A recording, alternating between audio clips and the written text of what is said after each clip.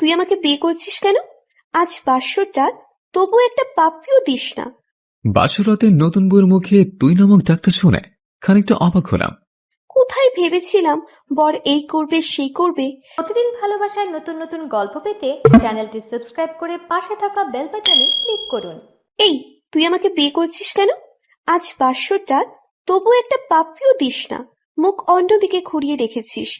কোথায় ভেবেছিলাম বর এই করবে সেই করবে। শাকচুন্নি বান্ধবীদের কথার সাথে কোনো মিল দেখতে পাচ্ছি না। বাসরাতে নতুন বউয়ের মুখে তুই নামক ডাকটা শুনে খানিকটা অবাক হলাম। কি হলো, কিছু বলছিস না কেন? বিয়ে কেন করেছিস? কিছু করবি না? না করলে ফল কাটা ছুরি গলায় চালিয়ে দিব। এই এই তুই ভয় পাচ্ছিস কেন? ছুরি তো চালাবো আমার গলায়, আর ফাঁসি হবে তোর। সরি, তুই করে বলে ফেললাম। আচ্ছা বাদ দেন ওইসব, তাকান আমার দিকে। আমার বুকের ঠিক বাম পাশটায় একটা তিল আছে। বুকের বাম পাশে তিল থাকলে নাকি বর অনেক রোমান্টিক হয়। পিচ্চি বউয়ের মুখে এসব কথা শুনে বিস্ময় দৃষ্টিতে তাকিয়ে বলতে লাগলাম, মানে কি বলছেন এসব? এসব কি বলতে হয়?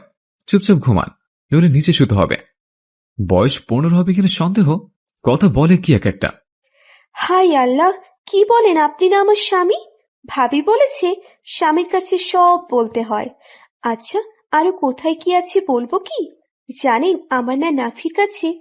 আল্লাহ আমাকে বাঁচাও, মেয়েটা তো দেখছি আমায় পাগল বানিয়ে ছাড়বে। এই পিচ্ছি, চুপ করবে তুমি? শুনেছি বাসর ঘরে নাকি এই হয় সেই হয় স্বামী আর স্ত্রীর মাঝে। আপনি তো দেখছি কিছুই করছেন না। একটা কিস তো করতে পারেন। ছাই রোমান্টিক আপনি। আচ্ছা জড়িয়ে নিতে তো পারেন, তা না করে মাঝখানে কোলবালিশ দিয়ে রাখছেন। কার কাছে শুনেছ? কেন, ভাবির কাছে। আর কি শুনেছ? ভাবি বলছে স্বামী যেমন যেমন করতে বলে তেমনি করতে। ও আচ্ছা, খুব ভালো তোমরা ভাবিটা। এখন ঘুমিয়ে যাও। তোমার ভাবি বলেছে না স্বামী যা বলেছে তাই করতে? সো তাড়াতাড়ি ঘুমিয়ে যাও। তাহলে ঘুমাবো? বাসটাতে নাকি ঘুমাই না, তুমি কি আমাকে ঢপ দিচ্ছ? আচ্ছা, কোলবালিশটা সরাও। মাঝখানে ইন্ডিয়া পাকিস্তান করে রাখছো কেন? এই পিচ্ছি, চুপ করবে? আমার জীবনটা নরক বানাতে এসেছে। ঘুমা বলছি। বাসটাতে কত কি করে শুনেছি, স্বামী স্ত্রী, আর আমাকে ঘুমাতে বলছো। আচ্ছা একটা আইডিয়া শুনবেন আপনি? আবার আইডিয়া? আচ্ছা বলো, কি বলবে? বাসটাতে কি কি করে আপনি বলেন, আমি সব করব। আইডিয়াটা চমৎকার না? এই কতবার বলবো তোকে, স্ত্রী হিসেবে মানি না, তারপরও তুই প্যাচ প্যাচ করস খান। আপনি না মানলে কি হবে, আমি আপনাকে মনে প্রাণে স্বামী হিসেবে মানি। বাঙালি মেয়েদের একবারই বিয়ে হয়। যখনই আল্লাহ তাআলার কালাম পড়ে 3 বার কবুল বলেছি, তখন থেকে আপনাকে স্বামী হিসেবে গ্রহণ করেছি। শুধু ইহকালে নয়, পরকালেও আপনাকে স্বামী হিসেবে আল্লাহর কাছে চাইব। আচ্ছা, এখন তুমি ঘুমাবে নাকি নিচে নামিয়ে দিব? যত সব, জীবনটা শেষ করে দিয়েছে। বিয়ে নিয়ে কত স্বপ্ন ছিল, ছিল বাসরাত নিয়ে কত পরিকল্পনা, কিন্তু এমন কপাল যে বাচ্চা মেয়েটাকে বিয়ে করতে হবে তা কখনোই জানতাম না। আচ্ছা একটা পাপ্পি দিই আপনাকে। এই বলে মুখের কাছে মুখ নিয়ে ঠোঁটের সাথে ঠোঁট মিলিয়ে দিল। আমার চোখ ছেড়ে বন্ধ হয়ে গেল। পিচ্ছির নাকের গরম শ্বাস জানান দিচ্ছে পিচ্ছিরা কতটা কাছে চলে এসেছে আমার। আমি ধাক্কা দিয়ে শরীর ঠাস ঠাস করে চর বসিয়ে দিলাম। রেগে বললাম, এই মেয়ে, বাসরাতে শখ জাগছে? নাকে টিপ দিলে দুধ বের হয়ে আসবে, আর সে কিনা বাসরাত নিয়ে লাফালাফি। চত্ব সব। হিটলারটা আমার জীবনটা এইভাবে নষ্ট করে দিবে কখনো ভাবিনি। আপনি ভুল বলছেন। নাকে চাপ দিলে দুধ বের হয় না, নাক টিপ দিলে পচা বের হয়, দুধ তো বের হয়। আল্লাহ কই রাখছো আমায়? এই টেবিল মেয়ে, চুপ করবি? কিচ্ছু এত কথা বলতে হয় না। সত্যি বললে টেফিল হয়ে যায়। আর আমি পিচ্ছি না, আমার বয়স 14 বছর 3 মাস 17 দিন। মনে মনে ভাবছে মেয়েটাকে মারা ঠিক হয়নি, কিন্তু কি করব? পিচ্ছি মেয়েটার জন্য হিটলারটা আমার ভবিষ্যৎটাই নষ্ট করে দিল। আচ্ছা আপনি ঘুমান। আর হাতে ব্যথা পেয়েছেন কি? কথাটা শুনে নিজের অজান্তেই খারাপ লাগলো। পিচ্ছিটার দিকে তাকাতেই মনে হচ্ছে একটা পূর্ণিমার চাঁদ। এত সুন্দর করে মেয়ে হতে পারে। মুখ দিয়ে রংধনুর আভা বের হচ্ছে। এই পিচ্ছিটার ঠোঁট কেটে রক্ত বের হচ্ছে। তারপরটা জোরই লাগছে। আচ্ছা, তোমার নাম কি? আমাকে বিয়ে করার সময় নাম শোনেননি? তোমাকে বিয়ে করার কোনো ইচ্ছে ছিল না, হিটলারটার জন্য বিয়ে করেছে। এখন নামটা কি বলবে? এখন বলে লাভ নেই, বিয়ে করে ফেলেছে। শোনেন, আমার নাম কারিমা জাহান কথা। আচ্ছা কথা, সরি, তোমার লাগেনি তো? এই যে, নাও, টিস্যু দিয়ে রক্তটা মুছে নাও। আপনি না বলেছেন আপনি আমাকে স্ত্রী হিসেবে মানেন না? না মানলে আমার চুরি কষ্ট পেতেন না। ওই, চুপ করবি? তোকে স্ত্রী হিসেবে কোনোদিন মানে না, আর মানবো না। কাউকে টিস্যু দেওয়া মানে তাকে বউ হিসেবে মেনে নাও না। এই বলে বালিশটা নিয়ে চলে গেলাম সোফাতে। আর একটু থাকলে আমি পাগল হয়ে যাব। কই যাচ্ছেন আপনি?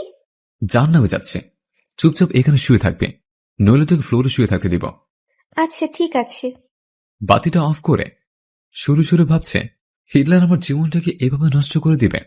তোবা শুনলে বাসে এসে আমাকে খুন করবে, নইলে সে নিজের গাড়ি নিজে চাপা মরবে। বারবার তোমার কথা মনে পড়ছে। দুজন দুজনকে নিয়ে কত স্বপ্ন দেখেছে, আর মাঝখানে হিটলারটা পিছিয়ে মেয়েটাকে দিয়ে বিয়ে করে দিল। ও, আপনাদের তো পরিচয়টা দেওয়া হয়নি। আমি জিসান আহমেদ রাজ, অনার্স কমপ্লিট করে বাবার মানে হিটলারের হোস্টেলে খাচ্ছে। হঠাৎ রুমের বাতি কে যেন জ্বালিয়ে দিল। এই পিচ্ছি, কি করো? কেন দেখতে পাচ্ছেন না আপনি? কাপড় কেন খুলছো? আমি কাপড় পরে ঘুমাতে পারি না। সত্য সব। এই, কাপড় পরো। আর যদি কাপড় খুলতে দেখছে, কি যে করবো? আহ, আপনি না বললেন ঘুমাতে? এত ভারী কাপড় পরে কেউ ঘুমায়? কেউ না ঘুমালে তুই ঘুমাবি। ঘুমা বলছি। বলতেই কাকে যেন কল দিয়ে বলল। বাবা, আমার স্বামী আমাকে কাপড় খুলতে দেয় না। কথাটা বলতে মুখটা চেপে ধরলাম। এই, তোমার কি হয়েছে? এসব কি বাবাকে বলতে হয়? তো কি করব? কাপড় পরে ঘুমাতে পারি না, তাই বাবাকে ডাক দিচ্ছি। বাবা বলেছে যদি কোনো সমস্যা হয় বাবাকে বলতে। আচ্ছা, তাহলে কাপড় খুলে ঘুমা। কথাটা বলতে দেরি হয়েছে, মেয়েটা কাপড় খুলতে দেরি হচ্ছে না। বুঝিয়ে সুঝিয়ে কোন রকম কাপড়টা গায়ে রাখতে বলে এসে ঘুমিয়ে পড়লাম। সকালবেলা নুসরাত দরজা ধাক্কাচ্ছে আর ভাবি ভাবি করছে। নুসরাতের ডাকে ঘুম ভাঙতে চেয়ে দেখে সকাল হয়ে গেছে, তাই তাড়াহুড়ো করে বালিশটা নিয়ে বিছানা রাখতেই দেখি কথার কাপড় নিচে পড়ে আছে। আল্লাহ, এ কেমন বউ কপালে জুটল, শাড়ি পরে ঘুমাতে পারে না। অন্যদিকে তাকে উঠতে বললাম। ওহ, কি হয়েছে মা? ওহ, কি হয়েছে মা? এই বলে জোরে ধাক্কা দিতে কথার ঘুম ভেঙে যায়। কি হয়েছে? কাপড় পরে নাও। এখন আবার বলো না আমি কাপড় পরতে পারি না। আমি সত্যিই কাপড় পরতে পারি না, আপনি পরিয়ে দেন। আমি পরাতে পারি না। বড় বড় কথা বলতে তো পারো, কাপড়টাই পরতে পারো না। আর হ্যাঁ, কাপড় পরাতে পারলেও আমি তোমাকে কাপড় পরিয়ে দিব না, নিজে পরে নাও। বাবা, ও বাবা, আপনার ছেলে আমাকে শাড়ি পরিয়ে দেয় না। ওই, চুপ করবি তুই? চুপ কর। আমি বাবাকে বলবো তুমি রাতে শাড়ি টেনে হিঁচড়ে খুলে এখন পরিয়ে দিচ্ছ না। মেয়েটার কথা শুনে মনে হচ্ছে 7 আপ কি বিষ ভেবে খেয়ে মরে যায়। তুমি মরার কথা বলো কেন? আমি তোমাকে ছাড়া বাঁচবো না। প্লিজ মরার কথা বলো না। যেদিন কালেমা পড়েছি সেদিন থেকেই তোমাকে স্বামী বলে গ্রহণ করেছি। তোমার পায়ে যদি একটা কাঁটা ফোটে সেটাও আমার কলিজাতে ফোটে। আমি কি করব? আমি শাড়ি পরতে পারি না। আচ্ছা আমি পরতেছি, তাও তুমি অলক্ষণে কথা মুখে এনো না। মেয়েটার দিকে তাকাতেই বুকটা কেমন করে উঠল। পিচিটার চোখে পানি চিকচিক করছে। তবুও নিজেকে সামলে নিয়ে বললাম, আচ্ছা, মনে থাকে জানো, নিজেও শাড়ি পরা শেখো। আচ্ছা আমি পরতেছি। পিচি মেয়েটা শাড়ি পরছে। এ কি, শাড়ি পরছে নাকি শরীরে কাপড় পেঁচাচ্ছে? নিজের অজান্তেই হেসে ফেললাম। আমি পরতে পারি না, এভাবে হাসার কি হলো? কথাটা বলার সাথে সাথে শাড়িটা খুলে গেল। আমি অন্যদিকে তাকিয়ে বললাম, লজ্জা শরম কিছু মা বাবা শিক্ষা দেয়নি? আপনি কি কোরআন পড়তে জানেন না? পিচ্ছিমের মুখে এমন কথা শুনে খানিকটা বিস্মিত হলাম। কি বলছে সব? শাড়ি পরার সাথে কোরআনের কি সম্পর্ক? আপনি কি জানেন না আল্লাহ তাআলা বলেছেন স্বামী স্ত্রী একে অন্যের পোশাক স্বরূপ। আমি ছোট মানুষ শাড়ি পরতে পারি না, কোথায় আপনি পরিয়ে দিবেন তা না করে অন্যদিকে ফিরে আছেন। আমার শরীরের প্রত্যেকটা অঙ্গ বৈধভাবে দেখতে পারবেন আপনি। এখানে অন্যদিকে ফিরে থাকার কি আছে? দেন না আমাকে শাড়ি পরিয়ে। পিচ্ছিরের কথা শুনে পিচ্ছির দিকে তাকালাম। পিচ্ছিরা লজ্জায় লাল হয়ে গেছে, চোখ বুজে আছে, আবার খুলে সুন্দর করে কুচি দিয়ে শাড়ি পরিয়ে দিচ্ছে। আর মেয়েটা চোখ বন্ধ করে আছে। লজ্জায় সুন্দর মুখটা লাল হয়ে গেছে। লজ্জা পেলে যে পিচ্ছিটাকে এত সুন্দর লাগে, না দেখলে অজানা থেকে যেত। ফ্লোরে পরে থাকা শাড়িটা হাতে সম্পূর্ণ কুচি দেওয়ার পর নাফির কাছে গুজে দেওয়ার সময় কেমন যেন কেঁপে উঠল। পিচ্ছির নিঃশ্বাস ভারী হয়ে আসছে, ঠোঁট দুটি কাঁপছে। পিচ্ছির ঠোঁট দুটো হঠাৎ আমার ঠোঁটের সাথে মিশে যাওয়ার আগে আমার হাতটা ধরে ফেলল। কি হলো? প্লিজ আয় না। আর আমি পারছি না, শরীরটা থরথর করে কাঁপছে। কেন, কি হয়েছে? শরীর খারাপ করলো নাকি? না। এই বলে শাড়ির কুচিটা হাতে নিয়ে নিচে গুজে দিয়ে বলল, হাত আরাম, কিছুই বোঝে না। কোথায় হাত দিলে কি হয়? কথাটা বলে পেটিয়ে গেল কথা। পিচ্ছিটার কথা শুনে ফ্লোরে বসে পড়লাম। পরে রুম থেকে বের হতেই সবাই হা করে তাকিয়ে আছে। বললাম, আমি কি চিড়িয়াখানার বান্দর যে এভাবে সবার তাকিয়ে থাকা লাগবে? মনে মনে ভাবছে, হিটলারটা আমার জীবন নষ্ট করে দিয়ে কিভাবে হা করে তাকিয়ে আছে। আমার কথা শুনে সবাই একসাথে হেসে উঠল। পিচিরা মুখ ধরে হাসছে, মনে হয় সব দাঁত ভেঙে দেয়। সত্যি কি বিয়ে করে চিড়িয়াখানার বান্দর হয়ে গেলাম? বললাম, কি হলো, সব হাসছে কেন, বলবে তো? তখন বোন বলল, ভাইয়া, তুমি ঠিক মতো লিপস্টিক দিতে পারো না। ভাবি, তুমি ভাইয়াকে সুন্দর করে সাজিয়ে দিও। সবার মাথার উপর দিয়ে গেল। সবে হাসতেছে, কিন্তু কেন হাসে তা তো একবার বলবে, বুঝতেছি না। ওই জান্নাত, ফাজলামি না করে বল কি হয়েছে? আমি কি বিয়ে করে জোগাড় হয়ে গেলাম? তোরা যেভাবে আসছিস মনে হচ্ছে আমি চিড়িয়াখানা থেকে বের হয়ে আসলাম। ভাইয়া, তোমার মুখে লিপস্টিক লেগে আছে, যাও ফ্রেশ হয়ে আসো। মানে রাতে পিচিরা এমন কাজ করেছে? নিজের উপর নিজের রাগ হচ্ছে। পিচিরাকে দেখি মিটি মিটি করে হাসছে, আর মনে মনে হয়তো ভাবছে, দেখো এখন কেমন লাগে, রাতে আমাকে ঠকানোর ফল। পিচিকে ঠকালে আল্লাহ বিচার করে। দৌড়ে চলে গেলাম ওয়াশরুমে। ফ্রেশে ব্রেকফাস্ট করে নিলাম। সন্ধ্যাবেলায় ফোনটা ক্রিঙ্কিং করে বাজছে। ফোন ধরতেই ওপাশ থেকে চাপা কান্নার আওয়াজ। ফোনের ওপাশ থেকে কোনো কথা আসছে না, শুধু চাপা কান্নার আওয়াজ ছাড়া। বুকের ভেতরটা হাহাকার করছে, কলিজাটা কত বিক্ষত হয়ে যাচ্ছে। কারণ ফোনের ওপাশে যে মানুষটি কান্না করতেছে সে আর কেউ নয়, সে আমার ভালোবাসার মানুষ, সাথী। নিজের অজান্তে চোখ থেকে টুপটাপ করে পানি পড়ছে। প্রায় 5 মিনিট পর ওপাশ থেকে সাথী বলল, কি অপরাধ করেছিলাম? কেন করলে আমার সাথে এমন? আমি তো তোমার পায়ের নিচে একটু কারো জায়গা চেয়েছিলাম, কিন্তু তুমি আমার কলিজাতে ছুরি চালিয়ে দিয়ে বিয়ে করে নিলে। 3 বছরের মেমোরি কিভাবে ভুলে যাব? তাই সিদ্ধান্ত নিয়েছি সুইসাইড করব। যে জীবনে আমার ভালোবাসার মানুষকে পাবো না, সে জীবন রেখে কি করব? সাথীর মুখে সুইসাইডের কথা শুনে থমকে গেলাম। মনে হচ্ছে কে যেন আমার বুক থেকে কলিজাটা বের করে নিচ্ছে। কি বলবো কিছুই ভাবতে পারছি না। সাথীকে বললাম, কিভাবে কথার সাথে বিয়ে হয়েছে আমার। সাথীকে বললাম, ওই মেয়েকে কাবিনের 6 লক্ষ টাকা দিয়ে আগামী 6 মাসের মাঝে ডিভোর্স দিব বলে সাথীকে একটা পাপ্পি দিয়ে ফোনটা রেখে দিলাম। পিছন দিকে তাকাতে দেখে পিচ্ছিটা আমার পিছনে দাঁড়ানো, চোখ থেকে অশ্রু গাল গড়িয়ে পড়ছে। আমি ফিরে তাকাতেই দৌড়ে রুমে গিয়ে দরজা লক করে দিল। যাবার আগে বলে গেল সে এ জীবন রাখবে না। আমি যাওয়ার আগে দরজা লক করে দিল পিচ্ছিটা। খুব ভয় হচ্ছে। দরজার কাছে গিয়ে বললাম, প্লিজ আমার পিচ্ছি বউ, দরজা খোলো, আর অমন কথা বলবো না, খুব কষ্ট হচ্ছে। মনে মনে ভাবলাম, মা বাবাকে ডাক দেই, পিচ্ছিটা যদি কিছু করে ফেলে। যখনই মাকে ডাক দেব তখনই পিচ্ছিটা দরজা খুলে বলল, কি বললা? আমি তোমার পিচ্ছি বউ? তুমি কি করে ভাবলে আমি সুইসাইড করব আর এই শাকচুন্নিটা তোমার সাথে ঘর করবে? আমি তোমায় ছাড়ছি না। তবে আমি সব শ্বশুরকে বলে দিব।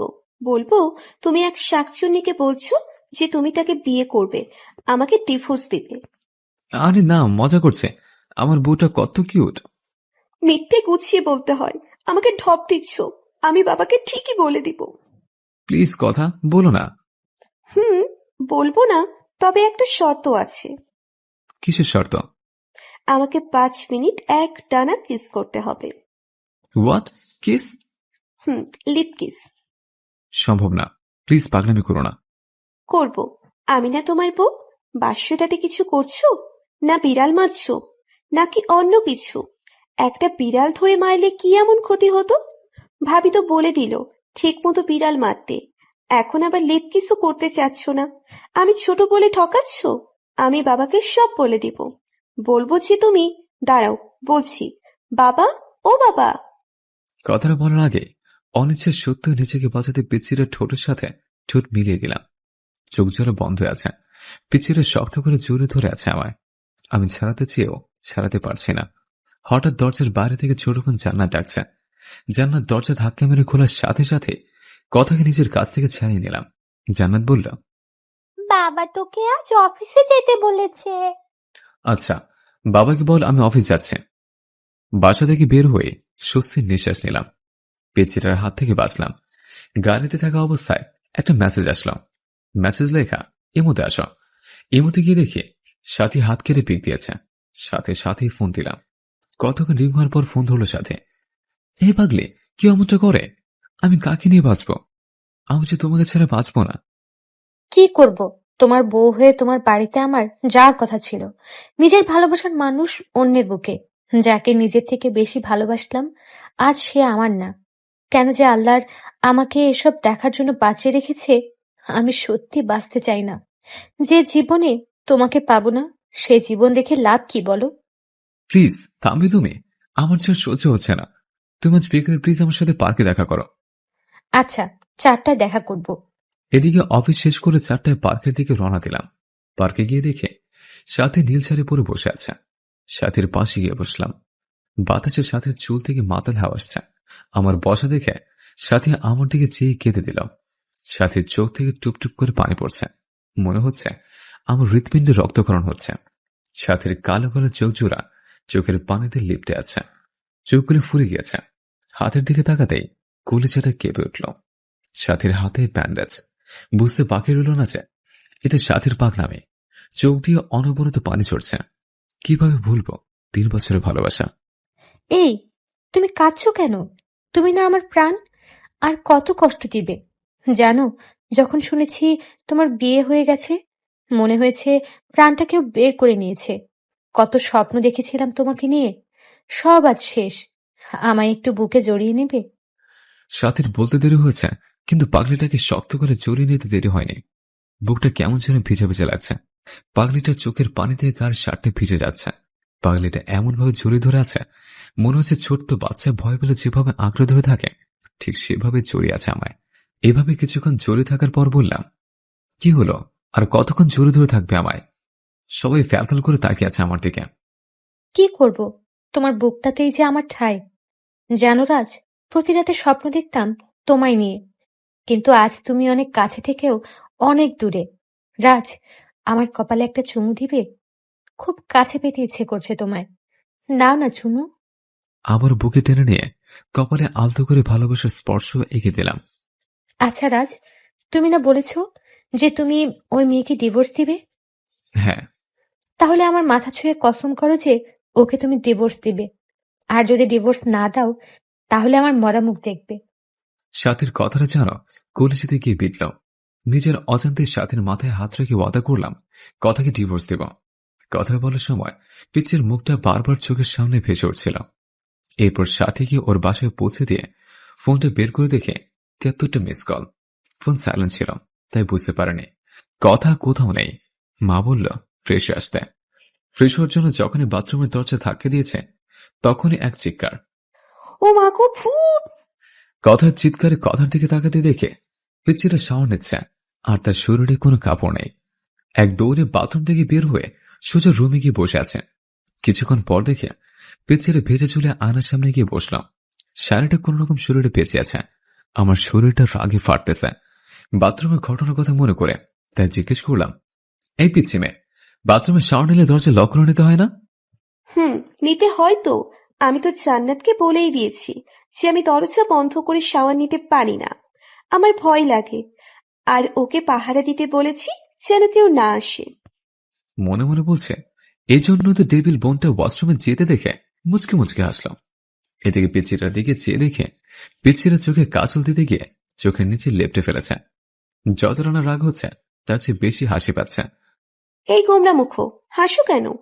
আমি কি করব? কখনো কোনোদিন সাজিনি। কিন্তু তুমি আমাকে আদর করো না, ভালোবাসো না, তাই আমার লক্ষ্মী ননদিনীটা আমাকে এইভাবে সাজতে বলেছে। কিন্তু আমি তো কাজল দিতে পারি না। দিয়ে দাও না, সেদিনের মতো শাড়ি পরিয়ে দাও না। পিচ্চিরার কথা শুনে খুব রাগ হচ্ছে। বাবা যে কি দেখে পিচ্চিটাকে আমার ঘাড়ে চাপিয়েছে। এই পিচ্ছি, আরেকবার শাড়ি এবং কাজল দিয়ে দেওয়ার কথা বললে ঘর থেকে বের করে দিব। পিচ্চিরার কথা শুনে কান্না করে দিল। হেঁচকি দিতে দিতে বলল, আমাকে তাড়িয়ে দিও না। তুমি তাড়িয়ে দিলে আমি কোথায় যাব? আমার যে কেউ নেই তুমি ছাড়া। আমি রুম থেকে বের হয়ে গেলাম।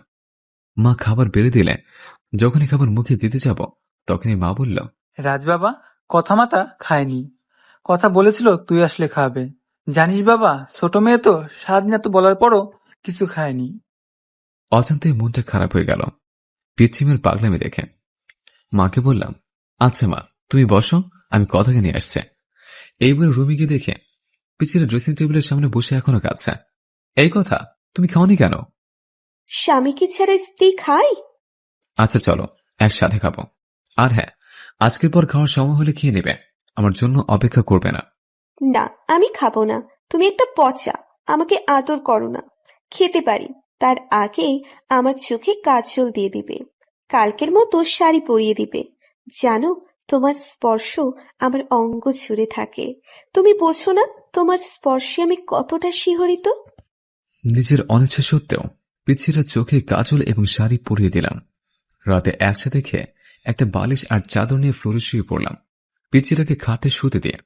এদিকে পিচিরা খাটে শুয়ে থাকবার জন্য বললেও ধমক দিতে আর কিচ্ছু বলেনি। রাতে ঘুমিয়ে গেছে। হঠাৎ বুকটা ভারী ভারী লাগছে।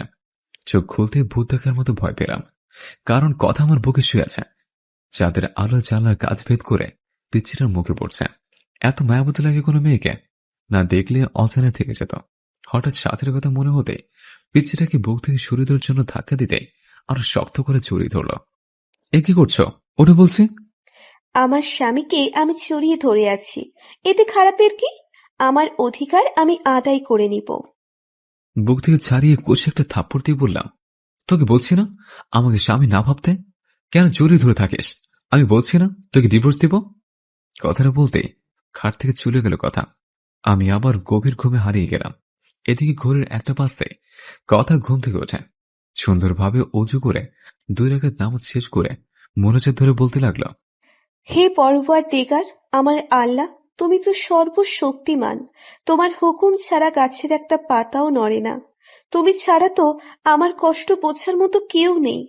এই মধ্যরাতে পৃথিবীর সবাই যখন গভীর ঘুমে, তখন তোমার অভাগী বান্দিটি তোমার দরবারে 2টি হাত তুলে ধরেছে। তুমি কি দেখো না আল্লাহ, আমি আমার স্বামীকে কতটা ভালোবাসি? আমার বুক থেকে আমার স্বামীকে তুমি কেড়ে নিও না।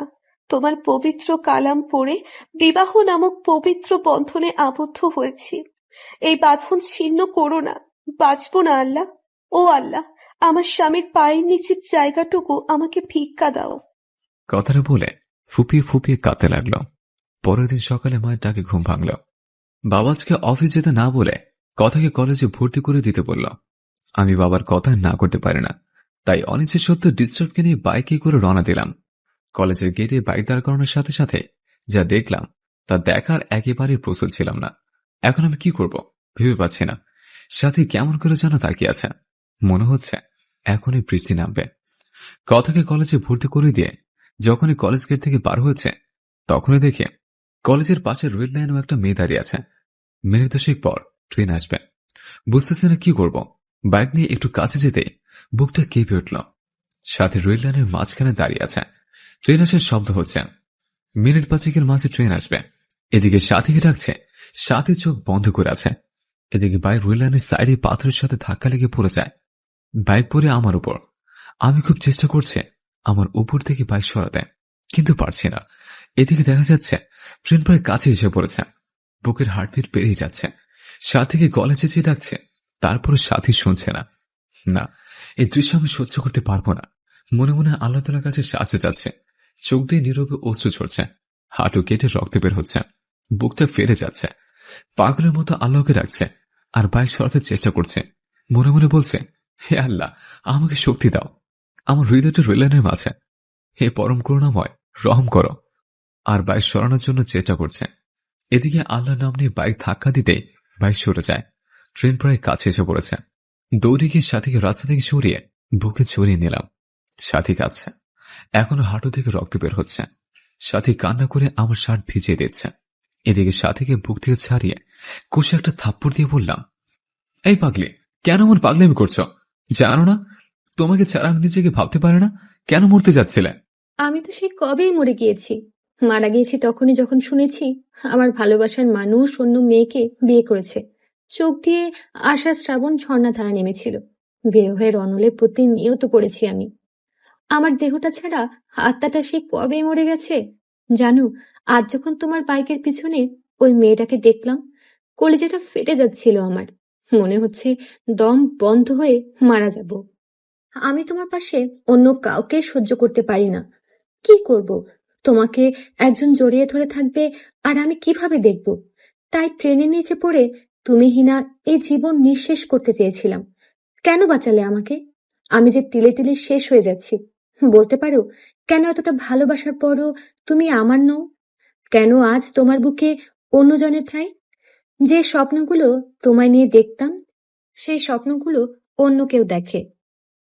প্লিজ, তুমি আমাকে গলা টিপে হত্যা করো, নয়তোবা তোমার পায়ের নিচে আমাকে একটু জায়গা দাও।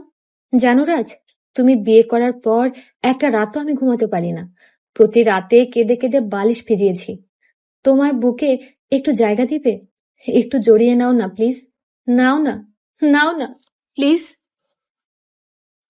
সাথীর মুখে আমার কথা শুনে বুকের বাপাসটা চিনচিন ব্যথা করছে।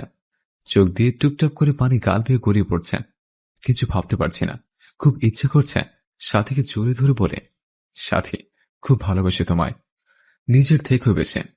মনে হচ্ছে কথাটা বললে বুকের ব্যথাটা কমবে, তাই সাথীকে হ্যাচকে টান দিয়ে শক্ত করে বুকে জড়িয়ে নিলাম।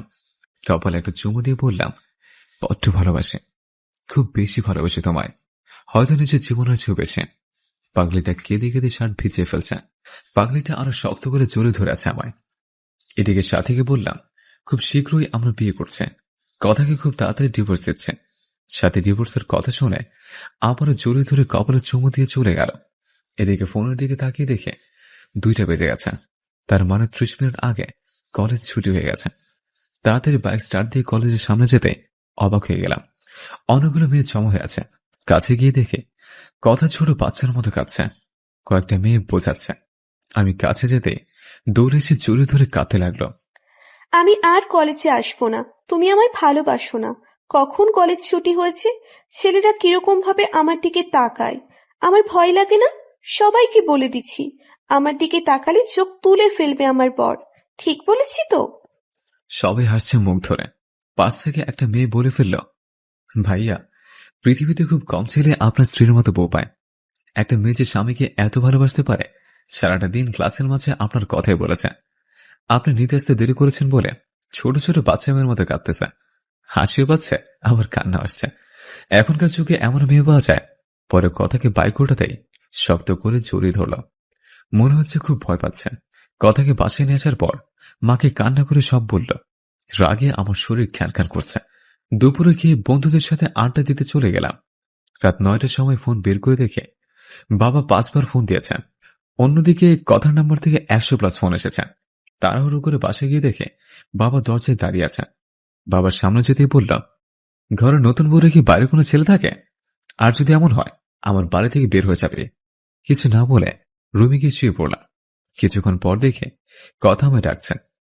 এই, ডাকতেছো কেন? কি হয়েছে? তুমি খাবে না? বাবা খুব বকা দিয়েছে তাই না?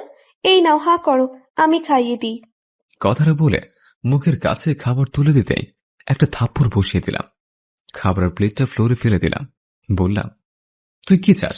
আমার জীবনটা তো নরক বানিয়েছিস। আমার বুক থেকে আমার ভালোবাসার মানুষটাকে সরিয়েছিস।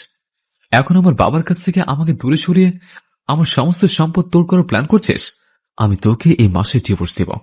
একদমই কথাটা বলে নিলাম। কথার ঠোঁট কেটে রক্ত বের হচ্ছে।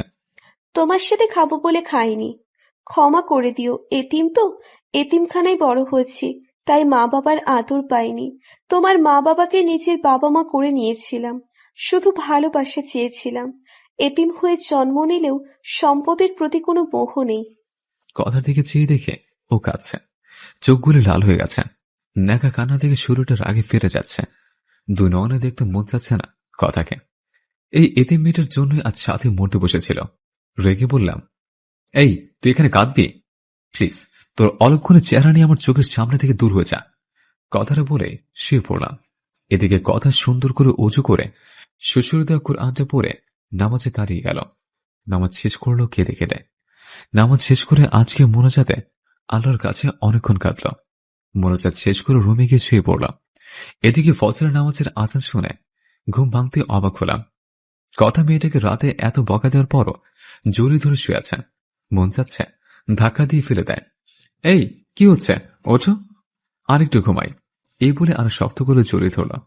এখন ধৈর্যের বাঁধ ভেঙে যাচ্ছে। জোরে ধাক্কা দিয়ে বিছানা থেকে ফেলে দিলাম। আ করে চিল্লানি দিয়ে উঠল। আমি বিছানা থেকে উঠে ফ্রেশ হয়েছে দেখে কথা খুঁড়িয়ে হাঁটছে। মা কথাকে বলল, মা, রাতে ঘুম থেকে উঠে পাছরে ব্যথা পাচ্ছি। কথাটা বলে করুণভাবে আমার দিকে তাকালো। নিজেকে অপরাধী মনে হচ্ছে। পরের দিন বাবা আমাকে আর কথাকে হানিমুনে পাঠিয়ে দিল। আমি সাথীকে বলে সব রেডি করে রেখেছে। আমাদের সাথে সাথীও কক্সবাজার যাবে। সবাই জানবে আমি হানিমুন করতে যাচ্ছি। কথার সাথে কিন্তু না, আমি হানিমুন করব সাথীর সাথে। সাথীকে এসব বলে ফোন রেখে পিছন দিকে তাকাতে দেখে কথা সিলিং ফ্যানের সাথে ঝুলছে।